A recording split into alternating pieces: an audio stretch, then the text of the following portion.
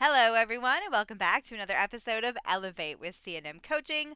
My name's Maggie. Thank you so much for joining us here today.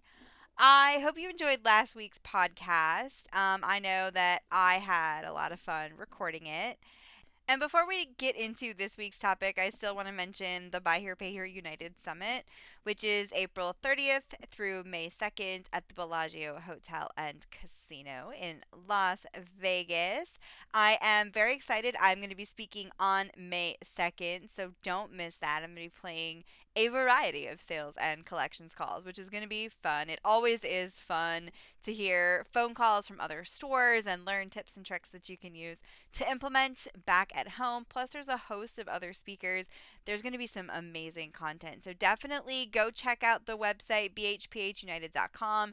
Check out the agenda. I mean, for the price of the tickets, you really cannot afford to pass this up. It's $4.99 for your first registered attendee, $1.99 for each additional attendee. And get this, the Bellagio is renting out their rooms at $189 a night, which is pretty amazing considering the high quality hotel that it is. So today's topic is a fun one. I've been saving this one for a couple of weeks and I definitely want to use it. And the reason that I want to use this is because I have a lot of people who say to me, this is so difficult. Learning a script is hard. I don't want to sound like a robot. I feel like I do the same thing over and over. I don't want to say the same stuff. And I always ask them, who is your favorite actor or actress? Or what's your favorite movie? And then I'll pluck an actor from that favorite movie and I'll say, do you feel like they're reading a script when you watch this movie? And of course, their answer is always no. And that's kind of the training material here. That's the point of me asking that question. The reason that you don't feel like they are reading from a script is because they know the material. They practiced it inside and out and they became that character. And when you're doing sales, you do have to be a little bit of a chameleon. You might be one of those people that's a little bit more reserved at home. Maybe you don't go out a lot. Maybe you just like to chill. But if you get a customer that comes in and they're super high energy and kind of running around like crazy, you have to somewhat match that energy, even if it's just a little bit. Otherwise, there's not going to be a connection between you and the person you're trying to sell something to. Having a phone script is no different. It is a great, simple, and easy safety net for you. And I feel like we spend more time coming up with excuses to not try the script than we do actually putting effort into trying it. And some of that could be fear, some of that could just be people who think that they know better than everyone. We all know some of those people, right? It's okay to be scared to try a script. It's okay to be afraid that you're going to sound like a robot. But the thing is, if you believe in your own ability to execute the process, there's no way that you're going to fail. To be honest with you, the only way that you can fail is by not trying, by not putting in that effort, and by not giving it a chance. That right there is literally setting yourself up for failure. I don't know many people that choose to set themselves up to fail or that want to fail. But if you don't try the script and you don't practice, then you'll never know. So today, what I wanted to do is something a little bit more lighthearted and not overly serious, at least not for the middle section of this podcast. It's, of course, serious before and it's going to get a little serious after, but I still think this part is lighthearted and fun. And that is demonstrate to you that anyone, absolutely anyone, can do this script. You may have seen the video that we posted on our Facebook page. It was an audio of Coach Paloma's daughter, and what she was doing was mimicking Paloma as she was coaching calls. Now, her daughter, Karina, has heard her mother coach calls over and over and over. Our coaches all work from home across the United States, which is one of the things that I love about our company because I can hire experts from anywhere. But her daughter simply picked up the piece of paper, went from memory of what she heard her mother say, and attempted to execute the script. Now, obviously, for Karina's privacy purposes, we didn't release the actual video of her doing this. I just pulled the audio from the video. But when you watch it, it's amazing to see how she just barely glances at the script and reads it word for word as maturely as a small child can. I mean, she was 11 years old at the time this was recorded, so it's not like she's, 5 or anything, but still, she's 11. But she nails the script. And then I always think to myself, I have grown adults claim this is too difficult. So, those of you who feel that way, I want you to take a minute to listen to Paloma's 11-year-old daughter following the script, following the process, and executing it as well as a child her age can. And then I want you to still tell me if you think this is too hard. Thank you for calling ABC Motors. This is Karina. How may I help you? Hi Karina, I was calling because I saw that you have a Honda Civic 2015 and I was wondering if it's still available. Excellent choice. That vehicle has been very popular. Before I check if it's available, let me ask you a few questions because I can actually get you pre-qualified right now over the phone. Okay. Do you have proof of income? Yes. Great. Do you have a valid driver's license? Yes. Awesome. We also need proof of residency. Do you have a piece of mail or utility bill addressed to you received in the last 30 days? Yes, I do. Excellent. While I'm checking this, let me get some more information from you. What is the best number to reach you on, home or cell? My cell phone, And that number is? 262-240-4831. Okay, the correct spelling of your last name, please. King, K-I-N-G. Great. And your first name is? Paloma. Thank you. Give me a moment while I check to see if you pre-qualify. One moment, please. We place on hold and come back to the call, ready for the selling of the appointment. Paloma, thank you for holding. I have great news. Based on the information you have given me, we are able to pre-qualify you. When are you available to come in and work out the details? Today or tomorrow? Tomorrow. Does morning or afternoon work best? Afternoon. I have at 2:15 or 3:35. Which works best? 3:45 works. Awesome. 3:45 is great. Paloma, do you have a pencil? I have some information for you. I got it. Perfect. Write this down. King, K-I-N-G. That is my last name. My first name is Karina, K-A-R-I-N-A. And you can reach me on 1, 2, 3, 4, 5, 6, 7, 8, 9, 10. Paloma, please give me a call if anything changes with your appointment time. I will set aside 3:45 for you. Can you do that for me? Yes, with that joy, of course. I'll call you if anything changes. I'd like to send some information to your email. Which email is best, home or work? My work email. And that is? Paloma@cnmcoaching.com. How do you hear about us? Well, I actually passed by you guys. Oh, so you know that we're located at 123 Main Street, correct? Yes? Paloma, once again, we look forward to helping you at 3:45 on February 17th. When you arrive, remember to ask for me, Karina. Please make sure you bring your proof of income, driver's license, and utility bill. If you have anything else before then, please reach out. Have a great day. Thank you. So I absolutely love how she giggled at the end. It just goes to show you, yeah, she thought it was cute. She gave out a 10-digit phone number. She was good to go. She was clearly proud of herself, and she should be because she did a great job. Like, this is an example of a perfect call, minus the giggling.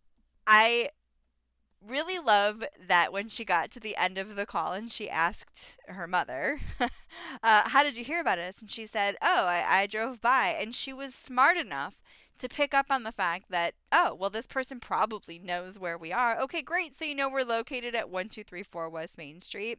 And that's amazing because that little tiny attention to detail and active listening that this 11-year-old girl was doing is super important. And we lose that when we get older. When someone's talking to you on the phone, yeah, we have a tendency to tone people out and think about other things. And that is what bites us, because when a customer says their name at the beginning of the call or says what vehicle they're interested in, and we're not paying attention and we have to ask that question a second time to the customer, we are demonstrating that the customer's questions weren't important enough to us for us to actually devote our attention to them. And Karina paid enough attention to her mother saying, "Oh, I drove by," to know that she just needed to give some landmarks and the address to make sure that her fake pretend customer knew how to get to the dealership. It's also really important that you keep in mind that your customer's subconscious is retaining that information. Your customer is later going to remember that they said things to you and you clearly weren't paying attention to them, and all of that is going to impact their perception of you and whether or not they want to do business with you. So, the reason that I really wanted to play this, it's not just so that I could say, how can you say this is so hard, but also because there are so many reasons for you to actually give it a try and put some effort into it. But on the flip side, it kind of is about me hearing these excuses of it being too hard, because the more you practice something, the better it can sound. And there were parts of this where I thought to myself, she sounds better than some of the sales calls I've heard over my career. Even though there's aspects where you can tell she's reading it, she was still actively listening to everything that her fake customer was saying back to her during this pretend role play. And I am always trying to preach active listening. I'm always trying to preach practice your script.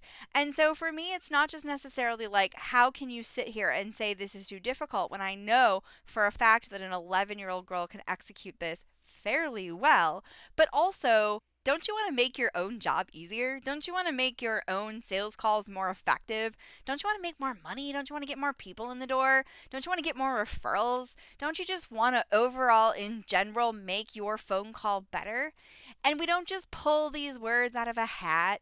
There's research done on them. There is customer psychology details that go into writing every single word on a page. I constantly read psychology books and sales techniques and tactics, and also focus on things like visual learning, which is why we have a color coded flowchart style script. All of this is a science. Now, I want you to think about these three things, because these are some of the things that when we're talking about a script or we're trying to teach people how to do certain things and not to say certain other things, there's a reason behind all of it. And I want you to think about this. So, if you were the customer and you were going to buy a vehicle, would you want to work with somebody that is not actively listening to you, can't even remember your name when you said it over the phone? They seem like they don't know about down payments or inventory. They don't really seem to have any direction in the conversation. Or do you want to work with somebody that is able to answer your questions, is able to think on their feet, is sharp and attentive and actually listening to the things that you're saying? Or number two, do you want to work with somebody that sounds like they would rather be at the dentist or getting their nails pulled out with the pliers versus somebody who sounds enthusiastic to help you, somebody who's using their voice inflection and their tonality to actually help drive you towards wanting to come in because you're enjoying the conversation with that customer? And number three is, do you want to work with somebody who tells you admittedly they don't know anything about cars, or they really don't know anything about the financing programs, really you just got to kind of come in? Or do you want to work with somebody that sounds like they're an actual expert at what it is that you're trying to buy from them? I mean, in all of these cases, we're looking at the latter of each of those options. Nobody wants a dull, boring, mindless person to help them. They want to work with somebody that sounds like they know what they're talking about, that knows the details in and out, that's enthusiastic and uses voice inflection over the phone to engage with the customer, and that sounds like they actually know what they're doing. It's also very important that you keep in mind that your body is physically designed to pick up on voice inflection and tone, and the slightest changes in tone do negatively or positively impact your customer's emotions. And we have evolved to focus on body language and a person's appearance and how they present themselves when we're selling things in person, along with their voice inflection. But when you're on the phone, all you have is what you say, how you say it, and how well you know what your customer is calling about, your product or whatever it is that you're attempting to sell. So you have to keep in mind that it is definitely important to pay attention to your voice inflection, but what you say does make a big difference. And our bodies are trained to pick up on that voice inflection and those vocal cues. And the purpose of the script is to help you implement all of this into your conversation, because it is, really important to remember that there's other things going on in the customer's background that are going to shift the conversation to make it feel positive or negative.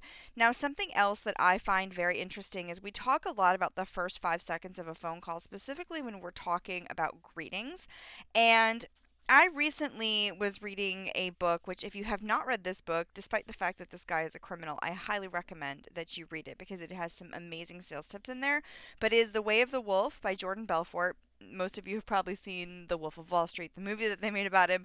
But this man has actually done a lot of research on customer psychology and how to sell things, and he has some amazing tips in this book. And one of the things that he talks about is that if you mess up that first 5 seconds, it actually takes you 8 subsequent positive impressions to erase the one negative first. And one of the things that he says in the book is, I don't know about you, but I don't know how many times I've been given 8 other opportunities if the first one failed. And I think that that's really important to remember. And a lot of the stuff that we, talk about, it's funny because it's stuff that I've preached for a long time. And then I read this book about 6 months ago, and I think it's so funny how a lot of what we teach overlaps because all of his research is psychology based, and a lot of what we do is as well. So I think it's really important to keep in mind that it's not just those first 5 seconds, but if you mess up those first 5 seconds, you've got to have 8 positive encounters with that customer before you can sway their opinion of you. And that's going to be tough to find. So, unless you have that natural charisma over the phone and you're just really super great at making everybody feel warm and fuzzy by the sound of your voice, following a script is going to really help you up your sales game. And that's the whole point. Are there people out there that have really good charisma on the phone? I'm looking at you, Andrew. Yes, Andrew has amazing charisma on the phone. Those of you who don't know Andrew, I have played his calls in the past, and he is one of those people that it doesn't matter what he's saying to them, they fall in love with him over the phone. He's one of the lucky ones. He can say whatever he feels like, and everyone loves him. It doesn't matter. He could be reading the dictionary and still develop rapport with a customer. There are not a lot of people that have that capability that can just naturally be in tune with everyone. The chances of you being that type of salesperson are 1% because 99% of people don't have that. And you don't have a natural sales ability. We have to pull it from elsewhere. We have to learn. We have to train. We have to, like I said before, learn how to become a chameleon. But there are 1% of people that can do that.